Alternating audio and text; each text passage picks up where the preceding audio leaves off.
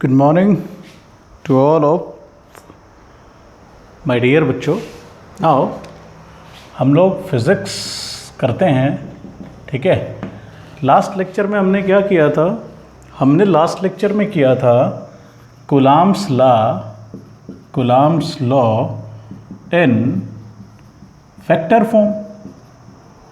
ये आप करके आए हो। इसमें क्या आया था आपका प्यारे बच्चों? F12 is equal to minus F21 आया था, ठीक है। तो इसी कड़ी को आगे बढ़ाते हुए अपा करेंगे आज डाई इलेक्ट्रिक कांस्टेंट, ठीक है। डाई इलेक्ट्रिक कांस्टेंट, ठीक है। बहुत इंपॉर्टेंट चीज़ है। क्या है डाई इलेक्ट्रिक कांस्टेंट? देखो क्या चीज़ होती है कि अगर आप एक चीज़ मान के चलो, आपके पास दो चार्ज हैं, ठीक है। मान लो ये वैक्यूम हो, ठीक है। मान लो दो चार्ज वाटर में पड़े हों, मान लो दो चार्ज आपके, ठीक है, आपके वाटर में दो चार्ज पड़े हैं, दो चार्ज आपके वाटर में हैं और दो चीज़ आप दो ले लो, एक फुली पैक्ड वाटर कर दो और दो कर दो केरोसिन में, ठीक है, क्लियर। तो आपने क्या देखा, ये चीज़ आपकी एक कांस्टेंट वैल्यू है। डाइलेक्ट्रिक कांस्टेंट क्या होता है? डाइलेक्ट्रिक कांस्टेंट जो आपने समझना है वो क्या है? देखो वैक्यूम में शायद आपके दोनों फोर्सेस, मतलब दो चार्ज जो थे उनके आपसरी में जो फोर्स थी, ये चार्ज इसके ऊपर फोर्स लगा रहा था, ये चार्ज इसके ऊपर, मान लो 20 न्यूटन की फोर्स लगा रहे थे। कितने की लगा रहे थे? 20 न्यूटन की। और मिल्क में अगर वो चार्ज देखा जाए, अगर आप डाल देते हो दो चार्ज को, तो उस चार्ज के ऊपर ताकत लग रही है 10 न्यूटन। मतलब क्या है इसका कि कहीं ना कहीं मीडियम चेंज होने से फोर्स भी क्या होगी? चेंज होगी। समझ रहे हो मेरी बात? कि मीडियम के चेंज होने से क्या चीज़ चेंज हो गई? फोर्स चेंज हो गई बच्चा। तो फोर्स चेंज हो सकती है, यस, मीडियम पे डिपेंड करती है। अगर आप यहीं, ये तो कूलॉम्स लॉ वाली फोर्स है, अगर आप ग्रेविटेशनल फोर्स देखोगे तो ग्रेविटेशनल फोर्स कभी भी मीडियम पे डिपेंड नहीं करती। आप दो प्लैनेट्स को या दो बॉडीज को पानी में ले जाओ, चाहे बाहर ले जाओ, चाहे कहीं रख दो, उस फोर्स का जो अस्तित्व है वो मीडियम पे डिपेंड नहीं करता। लेकिन कूलॉम्स लॉ वाली जो फोर्स है वो मीडियम पे डिपेंड करती है। ये दोनों में बहुत बड़ा डिफरेंस है कि भैया 20 से 10 हो गई और केरोसिन में डालने से ये जो फोर्स थी ये 5 न्यूटन हो गई। तो क्या चीज़ समझ में आ रही है कि जैसे जैसे मीडियम, मतलब आप मीडियम चेंज कर रहे हो तो आपकी फोर्स भी चेंज हो रही है, और वो डिपेंड करती है डाई इलेक्ट्रिक कांस्टेंट पर। मतलब डाई इलेक्ट्रिक कांस्टेंट एक ऐसी वैल्यू है जिसके कारण फोर्स कम या ज्यादा होती है मीडियम को बदलने के कारण। It is the constant force. I hope ये बात आपको समझ में आ गई होगी। अब मैं आपको ये कहूं कि मेरे पास 70 एग्जाम्पल हैं कि ये फोर्स और वो फोर्स और ये फोर्स और वो फोर्स, तो ऐसा कुछ नहीं। आप सिंपल एक बात जान लो कि डाइलेक्ट्रिक कांस्टेंट में क्या है। डाइलेक्ट्रिक कांस्टेंट एक ऐसी वैल्यू है जिसके कारण आपकी फोर्स क्या हो जाती है? कम या ज्यादा होती है, ठीक है। तो डाइलेक्ट्रिक कांस्टेंट क्या हो गई? Dielectric constant is the constant value, it is the constant value, ठीक है, constant value of the medium due to which the force between the two charges is changed, ठीक है। तो ये डाइलेक्ट्रिक कांस्टेंट होता है। लेकिन ये तो सिर्फ आपको अंडरस्टैंड करने के लिए, लेकिन ओरिजिनली बुकों में क्या लिखा होता है वो ध्यान रखें। और आप ये ध्यान रखना कि ग्रेविटेशनल फोर्स मीडियम पे डिपेंड नहीं करती, लेकिन आपकी Columbian force depends upon the medium. अगर मैं अब यहां से एक बात करूं कि डाइलेक्ट्रिक कांस्टेंट ओरिजिनली किस तरीके से दिया रहता है, दैट इज डिनोटेड बाय के। क्या रहता है भाई?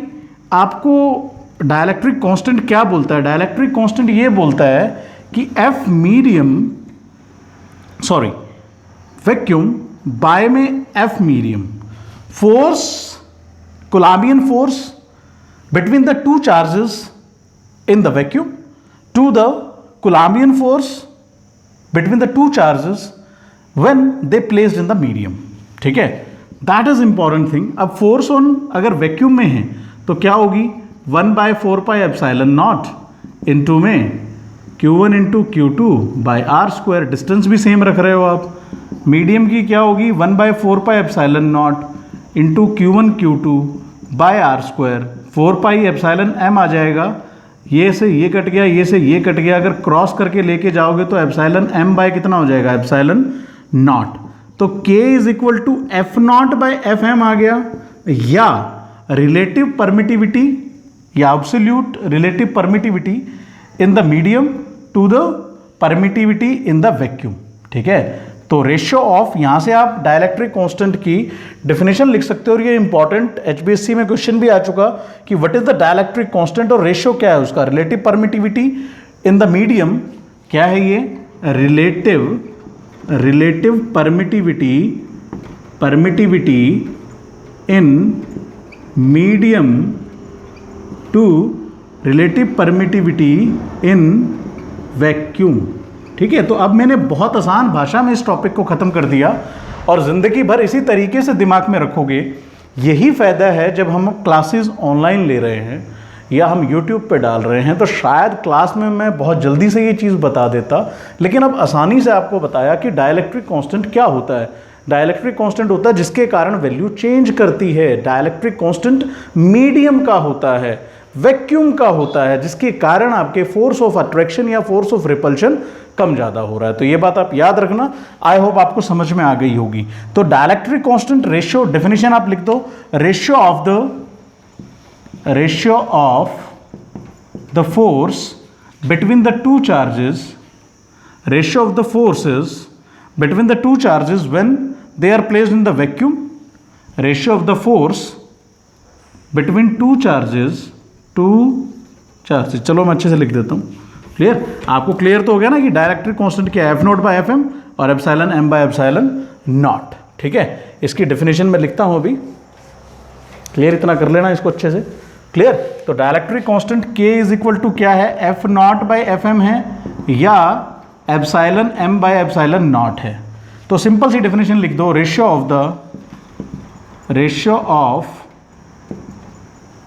ऑफ द रिलेटिव परमिटिविटी या absolute relative permittivity, absolute relative permittivity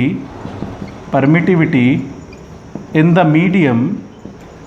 medium to the relative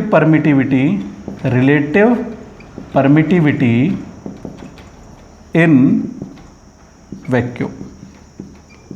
तो आप इस चीज़ को ख़त्म करें, बहुत इंपॉर्टेंट डेफिनेशन है, और आप इस डाइलेक्ट्रिक कांस्टेंट को ख़त्म कर लीजिए. तो डाइलेक्ट्रिक कांस्टेंट एक इंपॉर्टेंट टॉपिक था. ठीक है, इसके बाद अब हम एक न्यूमेरिकल करते हैं. ठीक है, इसके बाद एक न्यूमेरिकल और सुपरपोजिशन कल कंप्लीट हो जाएगा. आप करते रहे लगातार. एक न्यूमेरिकल आप निकालोगे. ठीक है, if 10 raised to the power 9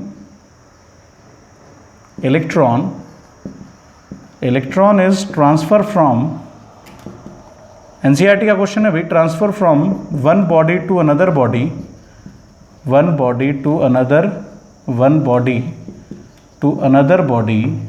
then after how much time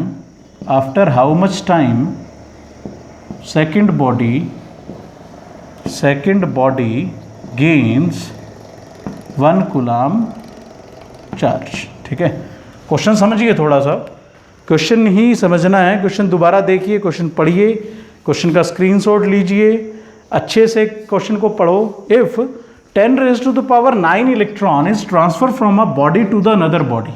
एक बॉडी से कितने इलेक्ट्रॉन जा रहे हैं? 10 की power 9 electron is transfer from one body to the another body in 1 second. और कर दो. ठीक है। अच्छा जी, अब क्वेश्चन को समझ में आ गया कि 10 की पावर 9 जा रही है 1 सेकंड में, तो कितने टाइम में दूसरी बॉडी पे चार्ज हो जाएगा 1 कूलाम। तो बड़ा सिंपल सा है, 1 सेकंड में 10 की पावर 9 इलेक्ट्रॉन जाते हैं भाई, ठीक है, 10 की पावर 9 इलेक्ट्रॉन जाते हैं। तो 1 इलेक्ट्रॉन कितने देर में जाएगा, 1/10⁻⁹।